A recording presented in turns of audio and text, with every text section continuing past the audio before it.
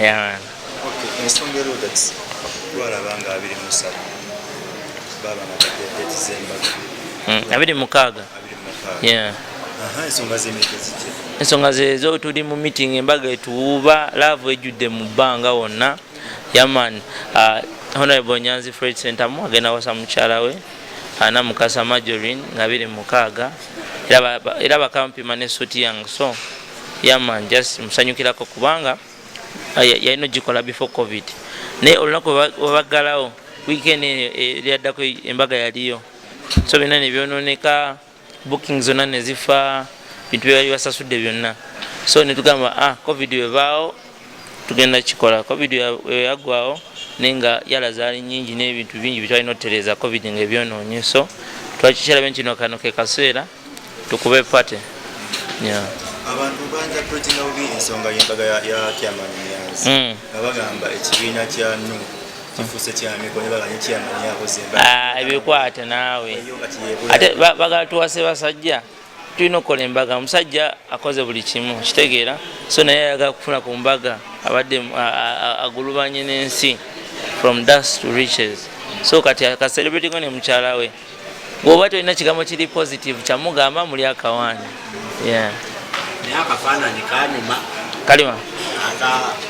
Kyamani Nyanzi ne mukyala we ate nobulaba bujja photoshoot ogenda laba bali nga bali mu bbanga wonna ogenda bulaba nga pate bimanyi nembaga mugenda giraba nga biri ebisembayo. Yamaani nakuba gundi yakayingiramu akafaananyi ani toyasabula wabavoola naawe kati wokolanga ekintu newabulako akuvumako naminzi olina obuzibu era lwakuba kananga enfunyemu obuzibu enaku zino tebakyanvuma nnyo obiba banvuma nyo oli bagira balindako ni muholide tukyakola tugenda kukola eya miki tukole neyabalala bonna nange yange ejja just tulina system gyetutambuliramu awo just nze nkyali mu struggle ensawo zikyali wansi kyalina otereza ebintu bingi yafunye alina omukyala yabadde yaman nze ngenda kunyonyola zange babanjo gyali yagenzewa abaana just ababiri bafunye scholarship enakaka batwala bolekereko ne muto waabwe wali basome kubanga abaana babanja bagezi nnyo balinga tata waabwe omuto taxi ekitegeera so ne bagenda bali basome omulala amanyi akapiira so opportunity yaze n'agamba lwakati agenda nnyo mu nsi ezo zinyogoga era yayise mu buzibu bungi.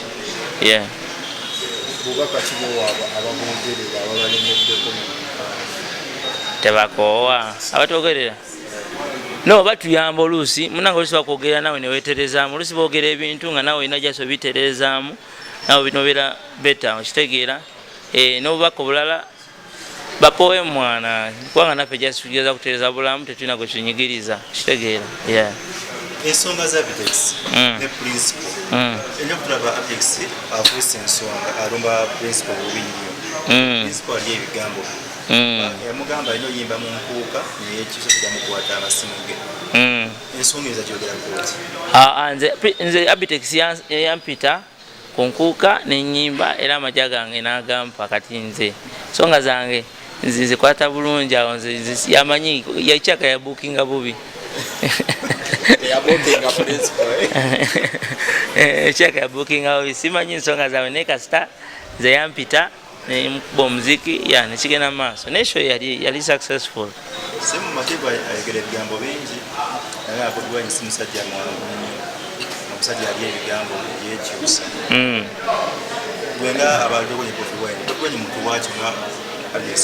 anti munange like ebigambo oluusi webiggwawo ebikolwa webijjawo time tells ogenda ngaolaba ani yali omutuufu oba omukyamu tomanyi bajja kwetereza mu maaso eyo yaman kiwedde